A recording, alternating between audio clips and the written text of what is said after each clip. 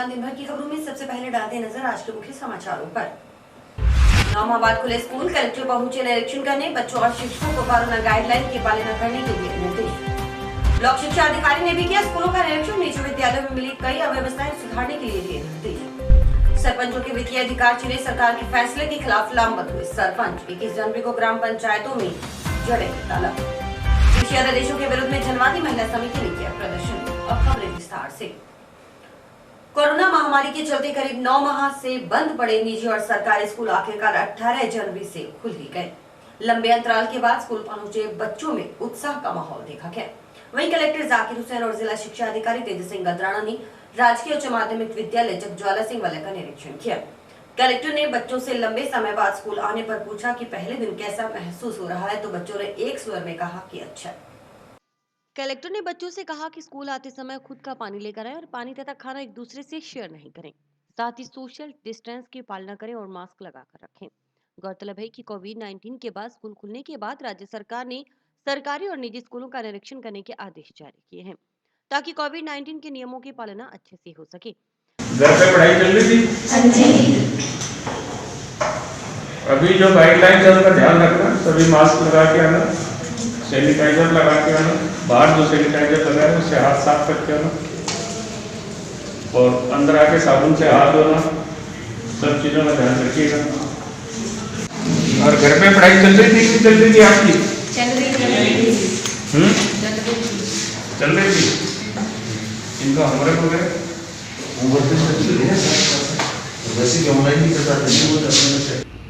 आज आने का उद्देश्य ये है कि बहुत लंबे अंतराल के बाद स्कूल खुले हैं। 9 महीने 27 दिन के बाद स्कूल खुले हैं और राज्य सरकार के निर्देश के अनुसार और इस कोविड महामारी के चलते जो दिशा निर्देश राज्य सरकार के द्वारा दिए गए हैं उनकी पालना हो रही है या नहीं हो रही है और सामान्य व्यवस्थाएं कैसी हैं, ये देखने के लिए हम लोग स्कूल में आए हैं। स्कूल में 9th से लेकर 12th तक की जो क्लासेज चल रही हैं, इसमें 116 बच्चे एनरोल्ड हैं और उसमें से 64 स्कूल में आए हैं और सामाजिक दूरी, सैनिटाइज़र की व्यवस्था, मास्क वगैरह सभी कुछ बच्चों ने और टीचर्स ने इस्तेमाल किया हुआ है और सैनिटाइज़र और थर्मल स्कैनर सभी चीज़ों की व्यवस्था अच्छी है। ये सब चीज़ देखने के लिए हम लोग आए हैं कि राज्य सरकार के निर्देशों की पालना हो रही है नहीं हो रही है और बच्चों का मनोबल बढ़ाने के लिए हम लोग बात करने के लिए यहाँ पे आए हैं। बच्चों से ये पूछा गया कि उनको कैसा लग रहा है, तो वो सभी एक स्वर में ये कह रहे थे कि हमें बहुत अच्छा लग रहा है स्कूल आके, और वो तन्मयता के साथ पढ़ाई में लगे हुए थे। मैं सभी से ये कहना चाहूँगा कि बच्चे मन लगा के पढ़ाई करें। सभी टीचर्स और सभी शाला प्रधान जो कोरोना गाइडलाइंस हैं उनका पालन करते हुए और बच्चों को अध्ययन अध्यापन करवाएं। जिला शिक्षा अधिकारी तेज सिंह गदराना ने कहा कि शिक्षा विभाग सभी बच्चों और अभिभावकों से अपील करता है कि कोविड-19 के नियमों की पालना अवश्य करें। जो है लगभग 9 माह के बाद शिक्षा विभाग के सभी सरकारी और निजी विद्यालय कक्षा 9 से 12 तक के खोल दिए गए हैं। राज्य सरकार के द्वारा जो गाइडलाइन जारी की गई है एसओपी, उसके तहत आज सभी जिले के प्रशासनिक अधिकारी और शिक्षा विभाग के अधिकारी निरीक्षण करने जा रहे हैं फील्ड में। इसी कड़ी में आज माननीय जिला कलेक्टर महोदय ने राजकीय उच्च माध्यमिक विद्यालय चक ज्वाला सिंह वाला का औचक निरीक्षण किया। उन्होंने वहां जाकर सबसे पहले जो है हैंड सैनिटाइज़र के लिए और थर्मल स्कैनिंग के जो रजिस्टर लगाए हुए हैं उनको चेक किया और उसके बाद कक्षाओं में जाकर बच्चों से सीधा संवाद किया, उनसे इस बारे में सारा पूछा गया। ये अभियान हम डेली रखेंगे और लगभग सारे स्कूलों को कवर करेंगे, चाहे वो निजी हों चाहे सरकारी। सभी स्कूलों में अधिकारी बार बार जाते रहेंगे और एक एक स्कूल को चेक करके हम इस एसओपी की पालना कराएंगे ताकि जिले में किसी भी प्रकार के बच्चे को ये इस प्रकार का कोई रिस्क न हो।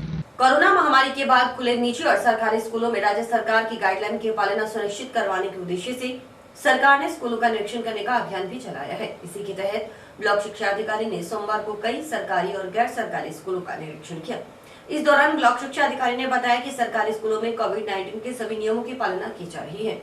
वहीं कुछ निजी विद्यालयों में अव्यवस्थाएं मिली हैं, जिसे सुधारने के लिए निर्देश दिए गए हैं। ब्लॉक शिक्षा अधिकारी ने कुंजान डबरवाला स्कूल, राजकीय उच्च माध्यमिक विद्यालय गाहड़ू सहित निजी स्कूलों का निरीक्षण किया। कोरोना महामारी के कारण पिछले साल मार्च से बंद हुई स्कूल सोमवार को करीब 10 माह बाद फिर से शुरू हुई। कोरोना के घटते संक्रमण और वैक्सीनेशन की शुरुआत के बीच एक बार फिर स्कूलों में बच्चे पहुंचे हैं। पहले दिन बच्चे पहुंचे तो काफी पुख्ता इंतजाम देखने को मिले। हालांकि कई विद्यालयों में पहले दिन कमियां भी देखने को मिली। स्टाफ के साथ बच्चों में भी स्कूल खुलने को लेकर उत्साह नजर आया। कई जगह विद्यार्थियों ने विक्ट्री साइन दिखाकर खुशी जाहिर की। 10 महीने बाद स्कूल खुले तो ऐसे में बच्चे मास्क लगाकर पहुंचे। स्कूल में एंट्री के वक्त 2 गज की दूरी का ध्यान रखा गया। इसके अलावा सैनिटाइजेशन की भी सुविधा उपलब्ध रही। हालांकि स्कूल अनलॉक 1 में अभी केवल 9वीं से 12वीं तक के बच्चों को ही स्कूल में बुलाया गया है। कोरोना काल के बाद सोमवार को खुली स्कूलों में कई परिवर्तन भी दिखाई दिए। पहले जहां बच्चे सीधे स्कूल में प्रवेश करते थे, सोमवार को उन्हें स्कूल के मुख्य द्वार पर सैनिटाइज होने और थर्मल स्क्रीनिंग के बाद ही प्रवेश दिया गया। पहले रोज की तरह होने वाली प्रार्थना सभा भी नहीं हुई। बच्चों को सीधे क्लास में भेजा गया, जहां पर वे अपने दोस्तों के पास बैठने के बजाय सोशल डिस्टेंस के कारण दूर दूर बैठे नजर आए। इसके साथ ही कॉलेज, कोचिंग सेंटर भी सोमवार को खुल गए। सोमवार को केवल वे ही विद्यार्थी स्कूल जा सके जिनके माता पिता ने लिखित सहमति दी। बिना लिखित सहमति बच्चों को स्कूल में प्रवेश नहीं दिया गया। प्रत्येक कक्ष में 50% छात्र छात्राओं के बैठने की व्यवस्था की गई। ऑफलाइन के साथ ऑनलाइन क्लास भी जारी रही। उधर लंबे समय बाद स्कूल खुलने के बाद सोमवार को शिक्षा विभाग के अधिकारियों ने भी कई सरकारी और निजी स्कूलों का दौरा किया और व्यवस्थाओं का जायजा लिया। इस दौरान कुछ छात्राएं बिना मास्क पहने और चुन्नी से मुंह ढककर पहुंची तो स्टाफ के अधिकारियों ने उन्हें मास्क लगाकर ही विद्यालय में आने के लिए निर्देशित किया। आज राज्य सरकार के निर्देशानुसार काफ़ी लंबे समय के बाद, लगभग 9 महीने के बाद विद्यालय खुले हैं। बच्चों के अंदर भी बड़ी खुशी है और हम स्टाफ के लिए भी एक बहुत ही हम इसको अचीवमेंट के रूप में मान रहे हैं कि हम कोविड को हराते हुए और आज पुनः हैं अपने विद्यालय की ओर चले हैं, स्थापित किए हैं। बच्चे भी आए हैं उत्साह के साथ, मास्क पहनते हुए, सैनिटाइज का प्रयोग करते हुए। बच्चों के अंदर अच्छी आदतों का और भी ज़्यादा विकास करने के लिए हम कटिबद्ध हैं और करते रहेंगे। और किसी भी तरह से गांव के अंदर बच्चों के अंदर किसी प्रकार के संक्रमण से संबंधित कोई घटना ना घटे, इसके लिए हम पूरी तरह से मुस्तैद हैं, चाक-चौबंद हैं। फुट स्टेप वाला सैनिटाइज़र है वो हमने क्रय कर लिया है, सैनिटाइज़र बोतल क्रय कर ली है, मास्क भी हम अपने लेवल पे कुछ क्रय कर लिए हैं। तो हमने पूरी तरह से आज फर्स्ट डे होने के कारण कुछ सुबह थोड़ी सी अव्यवस्था लगी, परंतु अब धीरे धीरे आज हमने सबकी ड्यूटी लगा दी गई है। सैनिटाइज के लिए टीचर्स की ड्यूटी लगा दी गई है। थर्मल स्क्रीनिंग मशीन हमने क्रय कर ली थी, उसके लिए भी टीचर्स की ड्यूटी लगा दी गई है। और बच्चों को विशेष करके हमने 2-2 सेक्शन में बांट दिया है। एक रूम के अंदर हमने 15 के करीब ही बच्चों को बिठाया है। उनके अंदर सोशल डिस्टेंसिंग की पालना की जा रही है। अधिकारियों ने कक्षा में विद्यार्थियों को कोरोना 19 के खतरे को ध्यान में रखते हुए रखी जाने वाली सावधानियों से अवगत करवाया। बच्चों को बताया गया कि वे अपने सहपाठी से दूरी बनाकर रखें और प्रत्येक विद्यार्थी मास्क का उपयोग करें। अगर किसी बच्चों को खांसी जुकाम की शिकायत हो तो वे स्वस्थ होने पर ही विद्यालय आए। बदले हुए हो, इस चीज का विशेष रूप से ध्यान रखो। आपने अपनी सीट नहीं बदलनी है, जहां रोजाना बैठोगे वहीं बैठोगे, ठीक है। आज चेक लगवा देना चाहिए और दूसरे के साथ खाना शेयर नहीं करना। आप जो टिफिन लाए हो तो वो अपना टिफिन ही दूसरे के टिफिन के हाथ में लगाना, उसके साथ खाना नहीं खाना। ये जब तक महामारी चल रही है तब तक ये ध्यान रखना, ठीक है। पानी की बोतल यथासंभव आप साथ लाओ। पहली बात तो थोड़ा गुनगुना पानी लाओगे तो पीने में भी सुविधा रहती है, पिया भी जाता है, ठंडा पानी नहीं पिया जाता। तो अपना पानी साथ लाएं। मास्क का प्रयोग करें। रुमाल तो हो सकता है बांधा हुआ आपने, लेकिन मास्क है, मास्क का प्रयोग करें। बिल्कुल यहाँ मास्क के बिना प्रवेश वर्जित है। सब में बाहर जाके आए तो उसकी सीट पे आके बैठ गए। सीट नहीं बदलनी किसी भी सूरत में। सीट अपनी ही सीट का इस्तेमाल करना, अपनी ही सीट पे बैठना है, ये ध्यान रखना। दूरी बना के रखना है। और अगर आपको लगता है भी कोई खांसी जुकाम बुखार है तो बच्चा कुछ दिन के लिए, जब तक वो खांसी जुकाम बुखार ठीक नहीं होता तब तक वो घर रहे। ब्लॉक शिक्षा अधिकारी सुखविंदर सिंह ने गांव गाहड़ू के राजकीय उच्च माध्यमिक विद्यालय, डबरवाला खुंजा के राजकीय उच्च माध्यमिक विद्यालय, महात्मा गांधी अंग्रेजी माध्यमिक विद्यालय और पुलकित एंजल स्कूल व हनुमानगढ़ पब्लिक स्कूल का निरीक्षण किया। निरीक्षण के दौरान निजी विद्यालयों में कुछ अव्यवस्थाएं देखने को मिली। इस पर ब्लॉक शिक्षा अधिकारी ने विद्यालय संचालकों को शीघ्र व्यवस्थाएं सुधारने के निर्देश दिए। इसके अलावा उन्होंने कई विद्यालय संचालकों को फुट स्टेप सैनिटाइजर क्रय कर विद्यालय में स्थापित करने के लिए भी निर्देशित किया। उच्च माध्यमिक विद्यालय गाहड़ू के विद्यालय का अवलोकन किया गया। आज लंबे समय के अंतराल के बाद में विद्यालय खुले हैं, तो बच्चों को बताया गया क्लास में कि किस प्रकार कोविड-19 के खतरे को ध्यान में रखते हुए हमें दूर दूर बच्चों के सोशल डिस्टेंसिंग का पालन करना है। और उनको ये भी बताया गया कि प्रत्येक बच्चा मास्क का प्रयोग करे। कई बच्चियों ने हालांकि चुन्नी बांध रखी थी, लेकिन उनको मास्क का प्रयोग करने के लिए निर्देशित किया गया है।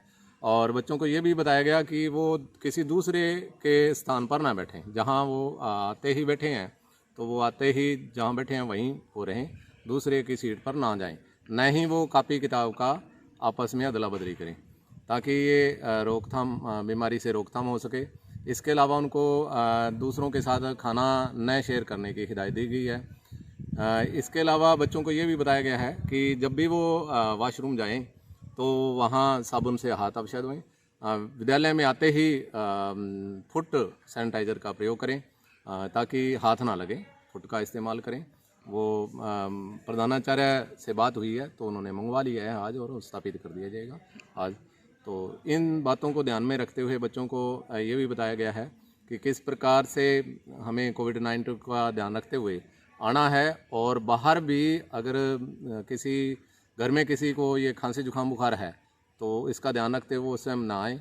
वो उनको भी खांसी जुकाम बुखार है तो वो घर पे ही रहें। विद्यालय में पेरेंट्स की सहमति से ही सभी बच्चे आ रहे हैं।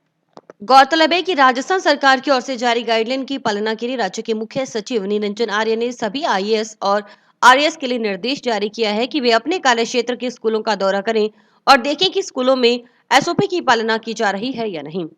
दरअसल हनुमानगढ़ जिले सहित प्रदेश में कोरोना संक्रमण अब काफी हद तक काबू में आ चुका है। हालांकि खतरा बरकरार है, यही कारण है कि लोगों से नियमों का पालन करने की अपील की जा रही है। आशा सहयोगियों ने सोमवार को अपनी विभिन्न मांगों को लेकर कलेक्ट्रेट पर प्रदर्शन किया। आक्रोशित आशाओं ने सरकार के खिलाफ नारेबाजी कर विरोध जताया। प्रदेशाध्यक्ष कौशल्या ठाकर ने कहा कि आशा सहयोगी ने करीब 4 महीने से अपनी जायज मांगों को लेकर आंदोलन कर रही हैं, मगर सरकार ने अभी तक कोई सकारात्मक कदम नहीं उठाया।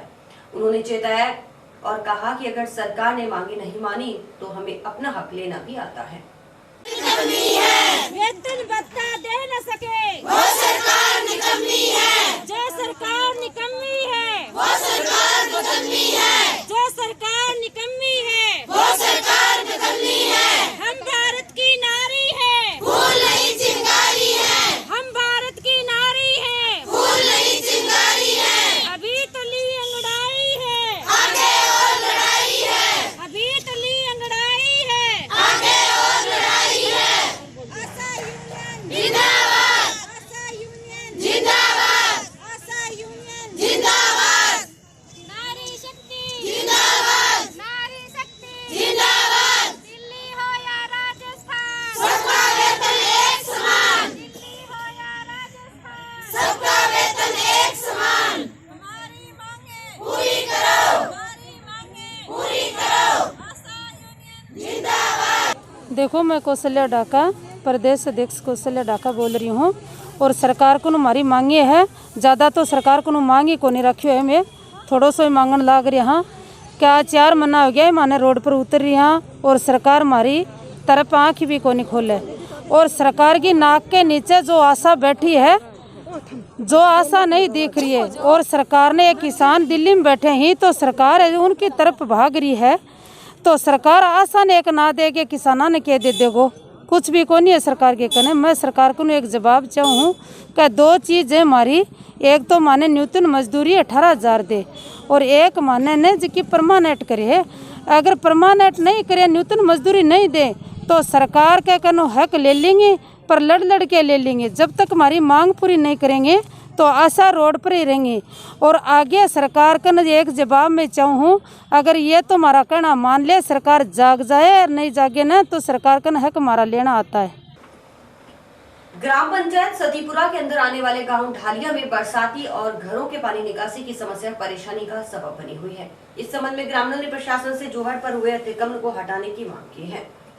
हरदम सिंह ने बताया कि गांव की मेन सड़क जो कई गांव को जोड़ती है वह गुरुद्वारे, मंदिर, मस्जिद, स्कूल, आंगनबाड़ी और गांव में जाने की मेन सड़क है, जिस पर गंदा पानी इकट्ठा हो जाने से आने वाले लोगों के लिए भारी समस्या का सामना करना पड़ रहा है।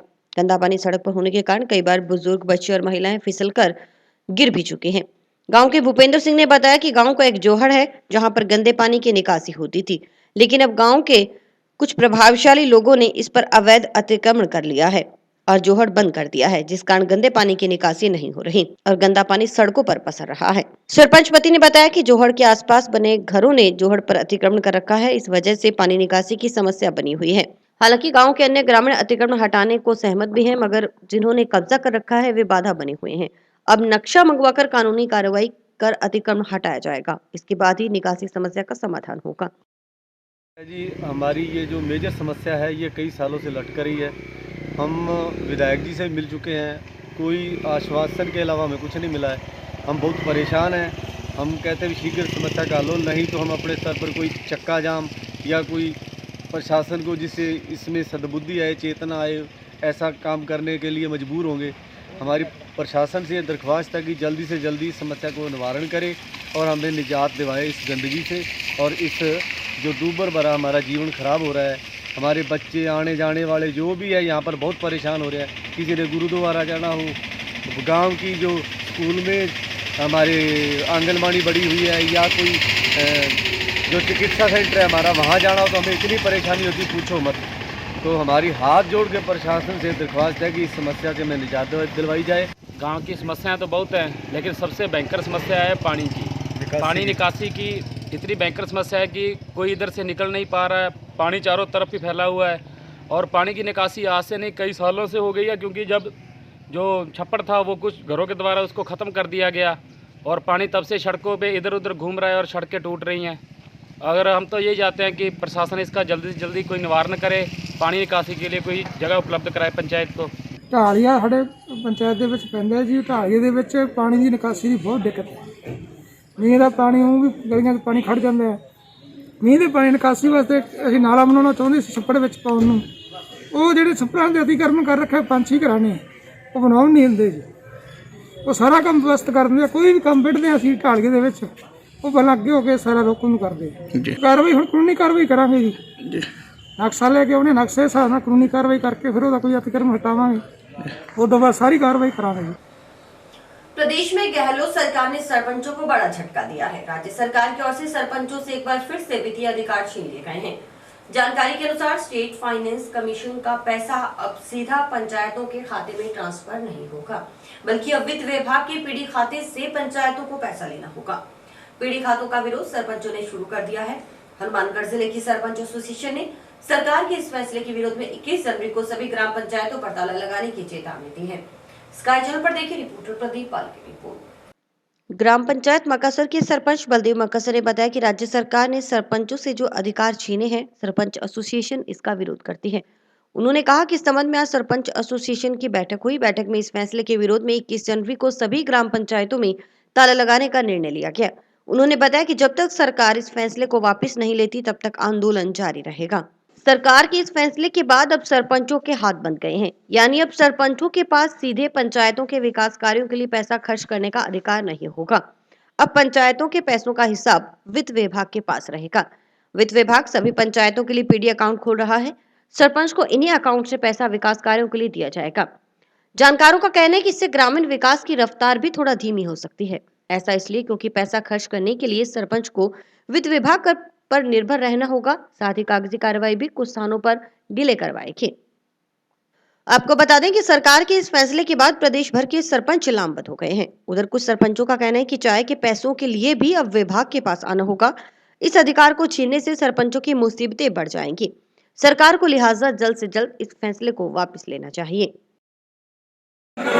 सरपंच एकता जिंदाबाद, सरपंच एकता जिंदाबाद, सरपंच एकता जिंदाबाद, पीडी खाते बंद करो, सरपंच एसोसिएशन जिंदाबाद जिंदाबाद, सरपंच साहिबान को जिंदाबाद जिंदाबाद। 22 तारीख को अपने को यहाँ एक मीटिंग है जिसमें प्रधान जी वगैरह सारे अधिकारीगण आएंगे। तो सभी सरपंच 21 तारीख को तो अपने साइकिल बंद करना है। 22 तारीख को मैं निवेदन करूंगा कि सारे अपने अपनी पंचायतों की चाबियां लाए साथ में और सारे अधिकारियों प्रधान जी के सामने अपने प्रधान जी के टेबल पर रख देंगे। ताकि उसका बड़ा असर जाएगा ऊपर तक, बिल्कुल जाएगा। तरफे पंचायत समिति अपने हनुमानगढ़ में 7 है, तो 7 पंचायत समितियों में सभी सरपंच और पंचायत समितियों के अध्यक्ष इकट्ठे होकर अपने अपने विधायकों को ज्ञापन दें इस पीडी खातों के खिलाफ। ताकि सरपंचों के अधिकारों उच्च अधिकारी अपने स्वार्थ के लिए सरपंचों को पंगु बनाना चाहते हैं, उनके अधिकार छीनना चाहते हैं, वो अधिकार हम नहीं किसी भी हालत में उनको देंगे। आज जो हमारा आंदोलन चल रहा है, जो सरपंचों से सरकार द्वारा पावर जो विकास का कार्य है पंचायतों द्वारा किया जाता था, वो पीडीपी के नाम से जो वित्त का सारा कार्य है वो पंचायत के सरपंच के हस्त नहीं छोड़ा। उसके विरोध में आज मीटिंग हुई है हमारी और 21 तारीख को सभी ग्राम पंचायत के ताला लगाकर उस काम का बहिष्कार करेंगे और सरकार तक मैसेज जाए, सरकार को सद्बुद्धि आए कि 21 तारीख को हम इसीलिए इसके विरोध में पंचायत बंद रखेंगे और काम का बहिष्कार करेंगे कि ये जो काम पहले चल रहा था जैसे वैसी व्यवस्था चलनी चाहिए। राज्य सरकार की ओर से सरपंचों से वित्तीय अधिकार छीनने के बाद हनुमानगढ़ पंचायत समिति में सरपंच यूनियन का चल रहा विवाद खत्म हो गया। अब एक बार फिर से सरपंचों ने सहमति बन गई है। इस दौरान सरपंच यूनियन का पुनर्गठन किया गया। इसमें रामेश्वर लाल को अध्यक्ष बनाया गया।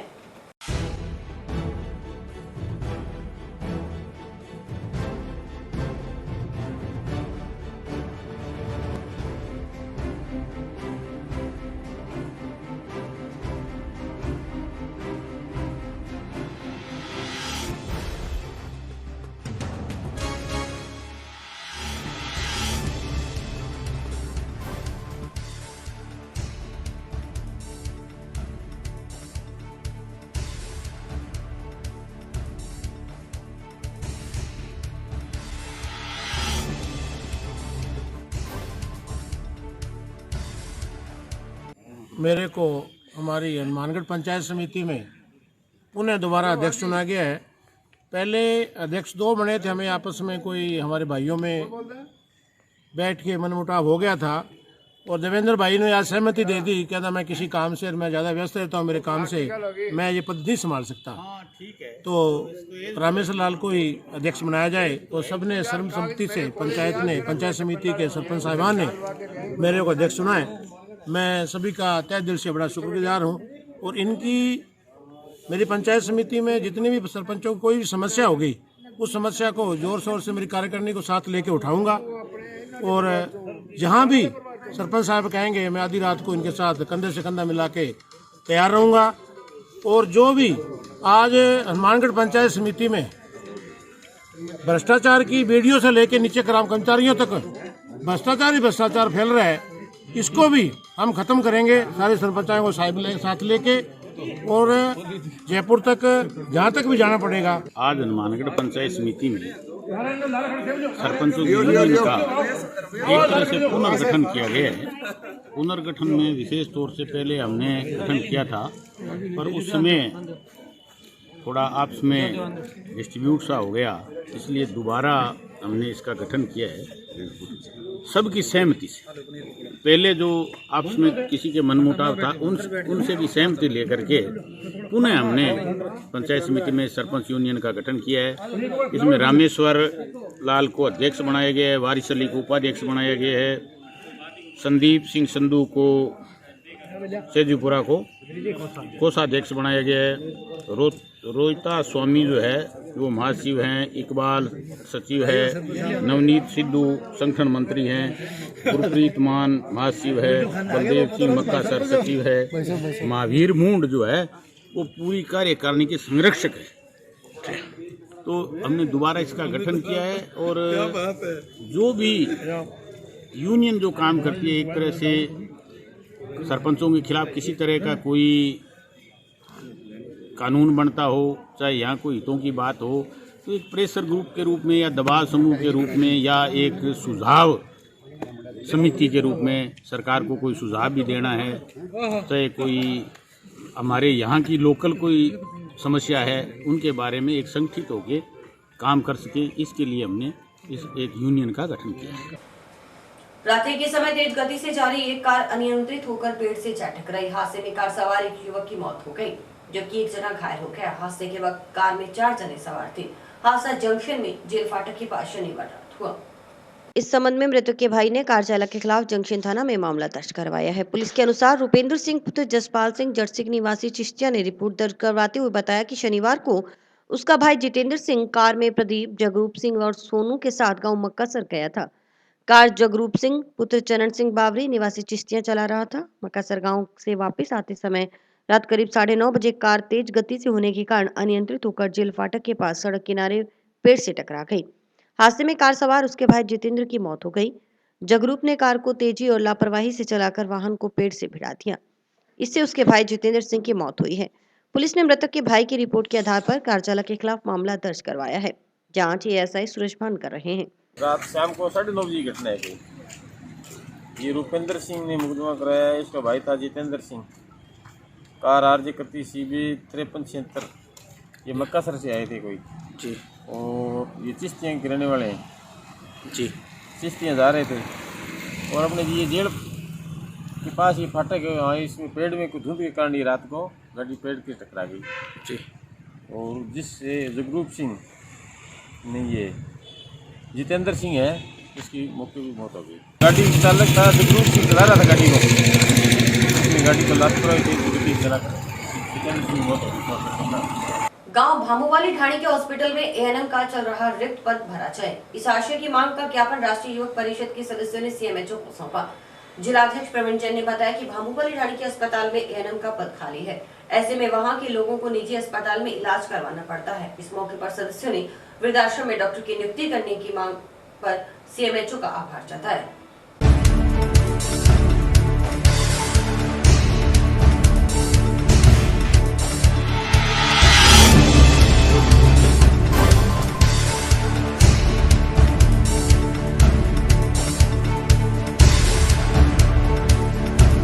हमारी अभी भामूवाली ढाणी में कारखानी डिक्लेयर हुई थी, तो भामूवाली ढाणी ने एक ऐसी समस्या बताई जो बहुत जायज़ थी। भामूवाली ढाणी के अंदर जो हॉस्पिटल में एएनएम होती है, वहाँ भी पोस्ट खाली पड़ी हुई है कितने समय से। तो हमारे जो अध्यक्ष साहब ने इस बात बड़ी गंभीरता से लिया और पूरी परिस्थिति टीम वालों ने बताई। तो आज हम सीएमएचओ साहब को ज्ञापन देने आए हैं कि एएनएम की तुरंत वहाँ पे भर्ती की जाए, क्योंकि गाँव के अंदर जो बुजुर्ग गरीब लोग हैं वो हॉस्पिटल दिखाने के लिए टाउन जाना पड़ता है उनको। छोटी बड़ी बीमारी के लिए एएनएम साहब वहाँ देख सकती है, उसका ज्ञापन देने आए थे। तो साथ हमारे वहाँ वृद्धाश्रम में प्रति सप्ताह डॉक्टर जाने के उसके धन्यवाद देने आए थे। और इसी के साथ समाचार समाप्त हुए। रोजाना देखते रहिए समाचार। नमस्कार।